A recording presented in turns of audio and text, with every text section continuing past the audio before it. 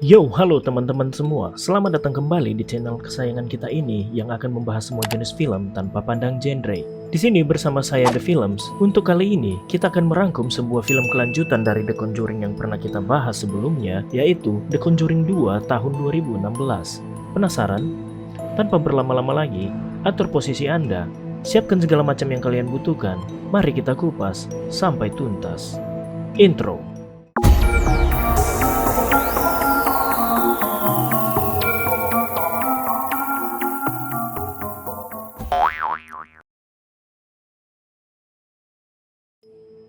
Di awal film, kita diperlihatkan tim Ed dan Lorraine Warren yang sedang melakukan penyelidikan di sebuah rumah atas pengaduan dari keluarga yang mengaku diteror oleh hantu yang membuat mereka kabur dari rumah mereka sendiri. Hasil investigasi tim Ed, ternyata setahun sebelum keluarga ini pindah ke rumah tersebut, penghuni sebelumnya yang bernama Rooney telah melakukan pembantaian massal keluarganya di rumah tersebut. Jadi, Ed dan Lorraine hanya ingin memastikan dan menerawang apakah Rooney melakukan tindakan jahanam tersebut atas dasar kegilaannya semata, atau adanya campur tangan entitas lain alias kerasukan seperti pengakuannya di pengadilan. Ketika Lorraine memasuki sage mode dan memasuki alam lain, ia melihat hal-hal di luar nalar yang dilakukan oleh Rooney yang nge-end semua anggota keluarganya di suatu malam. Lalu, Lorraine yang masih syok melihat peristiwa tersebut, melihat hantu anak laki-laki salah seorang korban pembunuhan yang berusaha mengarahkannya ke basement untuk memberikan petunjuk atas kejadian tersebut. Di bawah basement tersebut, akhirnya Lorraine diperlihatkan sosok iblis berpakaian suster yang langsung mencekiknya.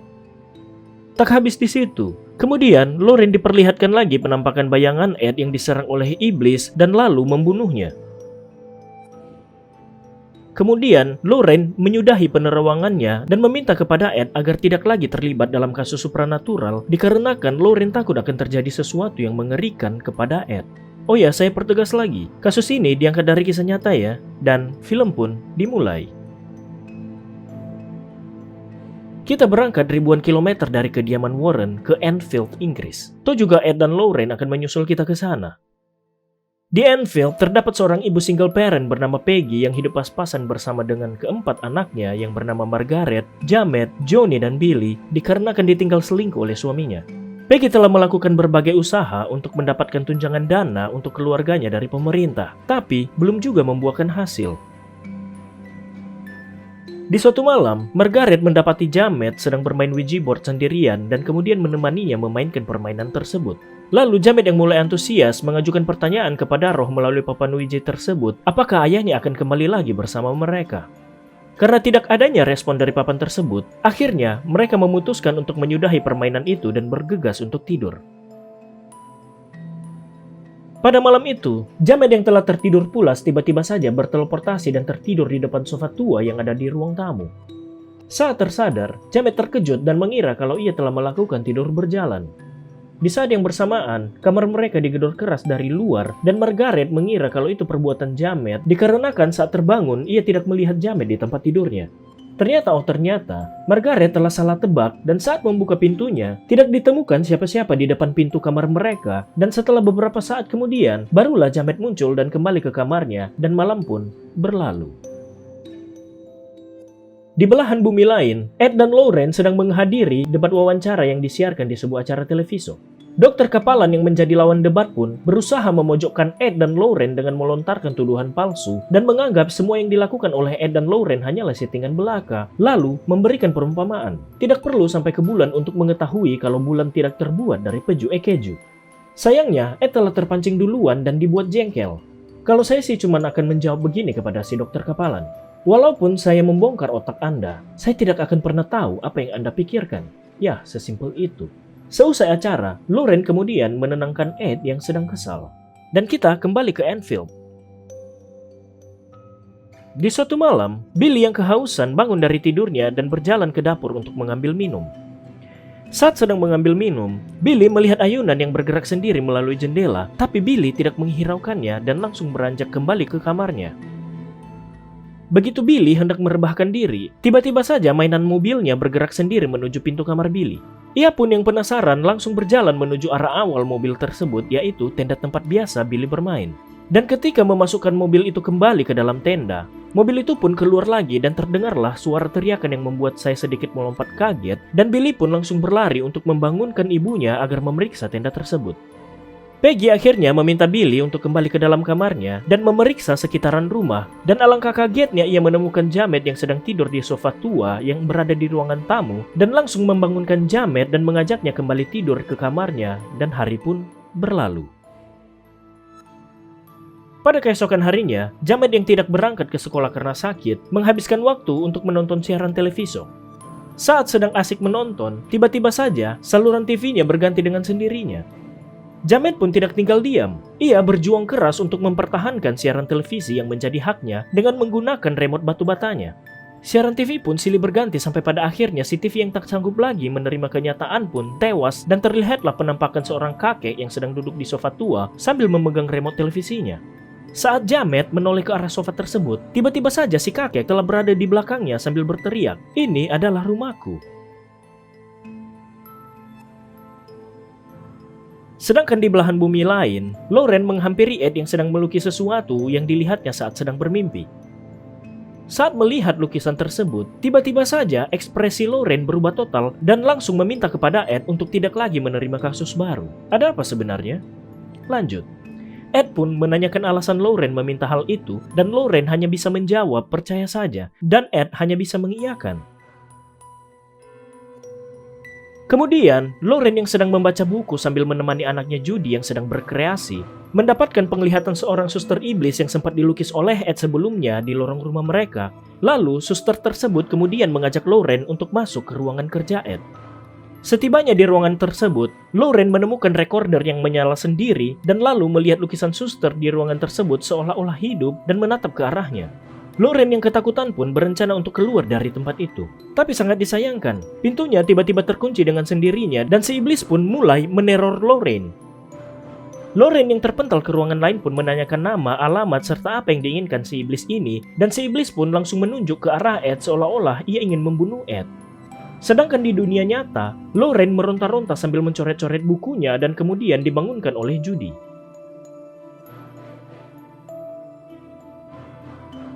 Di belahan bumi lain, Jamet yang sedang bersiap untuk tidur mencoba untuk mengikat dirinya di ranjang agar tidak tidur berjalan lagi. Setelah tertidur pulas, tiba-tiba saja Jamet terbanting ke lantai dan terdengar suara gedoran pintu di kamar mereka. Jamet yang penasaran pun langsung beranjak dan memeriksa hingga ke tangga dan mendapati sofa tua berayun dengan sendirinya. Dikarenakan takut, Jamet memutuskan untuk kembali bersembunyi di kamarnya lalu menutup pintu kamarnya dan mengganjalnya dengan kursi. Tak lama kemudian, kursi yang menjadi ganjalan pintu itu pun seketika berpindah tempat ke sebelah ranjang Jamet dan pintu kamar pun telah terbuka. Jamet yang makin ketakutan pun menutup dirinya dengan selimut sambil menangis. Duh, kasihan. Tak lama kemudian, selimut Jamet pun ditarik hingga ia menjerit dan membuat kakaknya terbangun. Lalu terjadilah gempa lokal yang membuat mereka ketakutan dan berlari memberitahukan kepada Peggy sambil menunjukkan bekas gigitan yang terdapat di bahu Jamet. Peggy yang kaget melihat luka gigitan itu pun langsung bergegas memeriksa kamar mereka dan ia tidak menemukan siapa-siapa di sana. Tak lama kemudian, pintu kamar pun tertutup dengan sendirinya dan membuat mereka ketakutan kemudian minggat dari rumah dan meminta pertolongan kepada tetangganya. Tak lama kemudian, polisi pun tiba di lokasi untuk memeriksa rumah Peggy. Saat pemeriksaan sedang dilakukan, kursi yang dipakai oleh seorang polisi tiba-tiba saja bergerak dan kembali ke tempat semula dengan sendirinya. Ya seperti biasa ya, polisi juga manusia. Karena tidak memiliki penjelasan ilmiah atas fenomena tersebut, para polisi itu pun pergi sambil ketakutan dan berjanji akan meminta bantuan dari orang yang lebih ahli di bidang tersebut. Kemudian, untuk beberapa saat mereka numpang tinggal di rumah tetangganya. Di satu malam, di saat semua telah tertidur, Billy terbangun dari tidurnya karena mendengar suara gemerincing lonceng yang sering dibunyikan oleh anjing pemilik rumah. Ketika ia menghampiri anjing tersebut, tiba-tiba saja si anjing berubah jadi Crooked Man lalu mengejar Billy dan ia pun berteriak kencang. Saat semua telah terbangun, tiba-tiba saja Jamet yang sedang kerasukan muncul dan menyerang mereka dengan tenaga dalam, lalu Jamet pun pingsan. Di kediaman Warren, Ed dan Lauren yang dikunjungi oleh seorang pastor yang dengan otoritas dari gereja meminta mereka untuk menyelidiki kasus yang sedang terjadi dengan keluarga Peggy di Enfield, Inggris. Ed yang menggebu-gebu dengan adanya kasus baru, mencoba membujuk Lorraine untuk mengulurkan tangan membantu keluarga tersebut. Lorraine kemudian memberikan persyaratan agar jangan terlibat lebih dalam jika terjadi sesuatu yang membahayakan mereka karena ia masih trauma atas penglihatan akan kematian Ed. Setelah Ed menyetujuinya, mereka pun skui. Singkat cerita, tibalah mereka di kediaman Peggy. Setelah sedikit beramah-tamah, akhirnya Ed memulai investigasi ke dalam rumah. Sementara Lorraine, seperti biasa, ia terlebih dahulu menjumpai Jamet yang notabene adalah korban dan mulai menggali informasi darinya. Dikarenakan Jamet mulai merasa nyaman berkomunikasi dengan Lorraine, akhirnya ia menceritakan semua kejadian yang telah mereka alami. Kemudian, Lorraine menanyakan kepada Jamet tentang suara-suara bisikan yang sering didengarnya. Lalu Jamet memberitahukan kepada Lorraine kalau si iblis sedang berbisik kepada Jamet kalau ia akan menyakiti Lorraine. Setelah semua persiapan telah selesai, lalu mereka mengadakan sesi wawancara kepada Jamet untuk berkomunikasi dengan roh yang sering merasukinya, dan sesi pertama pun gagal disebabkan oleh si roh yang malu-malu meong. Akhirnya, Ed dan yang lain memutuskan untuk membelakanginya, lalu memulai sesi yang kedua, dan Ed berhasil berkomunikasi dengan roh tersebut yang mengaku bernama Billy dengan media Jamet, dan malam pun tiba. Pada malam itu, Ed dan Lorraine bersiap untuk istirahat sambil berdiskusi atas kasus Jamet. Lorraine memberitahukan kepada Ed kalau ia tidak merasakan aura jahat ataupun tanda-tanda kehadiran roh di dalam rumah tersebut. Lalu, Ed mengambil kesimpulan sementara bahwa Jamet mungkin memiliki kepribadian ganda atau mungkin kelainan syaraf atau bisa jadi Jamet berhalusinasi. Kemudian, Lorraine menegaskan kalau ia juga merasa aneh. Yang dapat dirasakannya hanyalah ketakutan Jamet dan Lorraine percaya bahwa Jamet tidak berbohong. Di sisi lain, Jamet yang hendak tidur bersama ibunya mulai mengikatkan dirinya ke ranjang untuk mencegahnya tidur berjalan. Saat seisi rumah tersebut telah tertidur, Jamet mulai mendengar suara siulan yang membangunkannya. Jamet yang terbangun pun jadi ketakutan karena mendapati dirinya yang sedang tertidur di langit-langit rumah dan melihat setannya Bill duduk di sofa sambil menunggu Jamet terbangun. Tak lama kemudian, setan Bill berdiri dari sofa dan berjalan menuju loteng dan lalu menarik Jamet dengan ilmu balik mata ke kamar yang dahulu menjadi pusat terjadinya kehororan yang mereka alami. Di kamar tersebut, Jamet pun diteror sejadi-jadinya dan akhirnya seisi rumah terbangun dan bergegas menyelamatkan Jamet. Setelah berhasil menolong Jamet, Lorraine mulai merasakan sesuatu yang tidak beres di ruangan tersebut. Pada keesokan harinya, Ed memutuskan untuk meminta bantuan dari utusan gereja yang ada di sana untuk menyiapkan peralatan kamera karena Ed ingin meneliti kejanggalan ini lebih lanjut. Di suatu malam, di saat Jamet dan ketiga saudaranya sedang sibuk memasang pernak-pernik untuk persiapan Natal, tiba-tiba saja Jamet menyadari adanya suara aneh yang berasal dari dapur. Johnny yang ingin melindungi para saudaranya pun langsung memeriksa dapur tersebut dan mendapati para pisau yang telah menancap di atas meja. Tak lama kemudian, Jamet pun menghilang dan tiba-tiba telah berada di dekat Johnny dan pintu dapur pun langsung tertutup, lalu terdengarlah suara barang yang berjatuhan dari dalam dapur. Di saat yang bersamaan, Ed mencoba untuk mendobrak pintu dapur tersebut dan kemudian mendapati ruangan tersebut telah porak-poranda seperti habis diterjang oleh badai. Lalu Peggy menemukan Johnny bersembunyi di dalam lemari dan Jamet telah menghilang dari ruangan tersebut. Lalu mereka melakukan pencarian dan akhirnya menemukan Jamet yang telah bersirkus ria di dalam kotak instalasi listrik dan kejadian tersebut telah terekam oleh kamera yang telah terpasang sebelumnya. Setelah situasi mereda, psikolog skeptis yang juga ikut memantau keluarga Peggy akhirnya memperlihatkan video Jamet yang sedang menghancurkan isi dapur kepada Ed dan Lorraine dan mengatakan kalau kejadian yang menimpa Jamet hanyalah settingan semata. Karena telah dikatai pembohong, akhirnya Peggy mengusir mereka semua dari kediamannya dan terlihatlah Jamet yang sangat sedih dan kecewa atas kepergian Ed dan Lorraine. Benarkah semua kejadian ini hanya settingan belaka? Simak sampai tuntas. Lanjut. Saat sedang menyendiri, Jamet didatangi oleh Margaret dan Johnny yang mempertanyakan apakah benar itu semua cuma settingan Jamet semata. Jamet pun menjawab kalau si iblis itu akan membunuh keluarganya jika tidak mengusir Ed dan Lorraine. Begitu ternyata saudara-saudara. Dalam perjalanan pulangnya, Lorraine merasa tidak tenang seperti ada sesuatu yang mengganjal di ususnya, di hatinya. Sesampainya di kereta, barang bawaan Ed terjatuh saat hendak diparkir ke dalam bagasi. Lalu, Ed tidak sengaja melihat pita kaset rekamannya yang saling menyilang, dan Ed seakan merasakan sesuatu, lalu meminta Lauren untuk segera mengeluarkan pemutar kaset dan mulai mendengarkannya.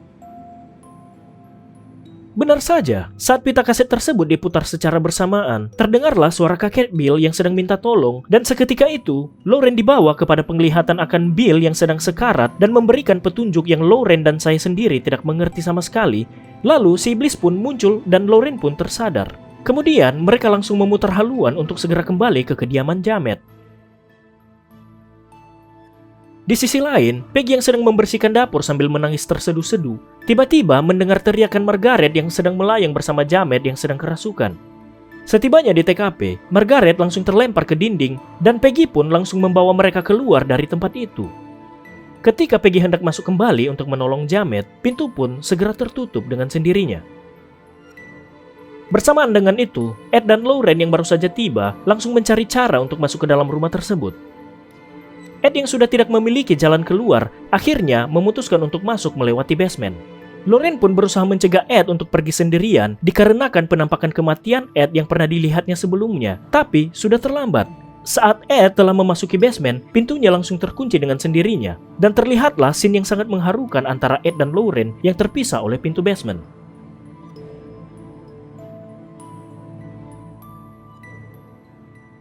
Singkat cerita, Ed yang telah berhasil masuk ke dalam rumah tiba-tiba terkena jebakan Batman. Keran pipa gas terlepas dan mengenai mata Ed yang membuatnya cedera dan nyaris tak dapat melihat. Akan tetapi, dalam keterbatasannya tersebut, Ed terus menelusuri setiap sisi rumah untuk menemukan Jamet. Sementara di sisi lain, Lauren yang marah dan panik teringat akan buku yang pernah ia coret-coret saat mendapatkan penglihatan di rumahnya dulu dan langsung mencari buku tersebut di dalam kopernya, dan akhirnya ia mengetahui bahwa iblis tersebut bernama Falak, dan seketika itu petir pun menyambar saat Lauren menyebutkan nama tersebut. Lauren yang telah mendapatkan senjata ampuh itu pun meminta Vic, tetangganya Peggy, untuk menghancurkan pintu basement tersebut dan langsung masuk menyusul Ed yang sedang berjuang sendiri di dalam rumah.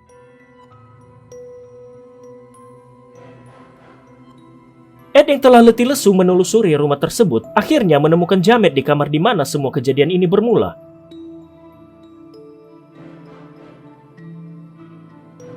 Jamet yang sedang kerasukan kemudian berjalan dan hendak melompat keluar jendela, dan Ed dengan refleks yang lumayan tinggi langsung menangkap Jamet dan membuat mereka bergelantungan di ujung jendela. Bersamaan dengan itu, Lauren berhasil menemukan mereka, dan saat hendak menolong mereka, Lauren dihadang oleh Falak, dan kemudian Lauren melakukan ritual singkat untuk mengusir Falak, dan langsung bergegas menarik Ed dan Jamet setelahnya, dan mereka pun berhasil selamat di detik-detik terakhir. Dan tamat.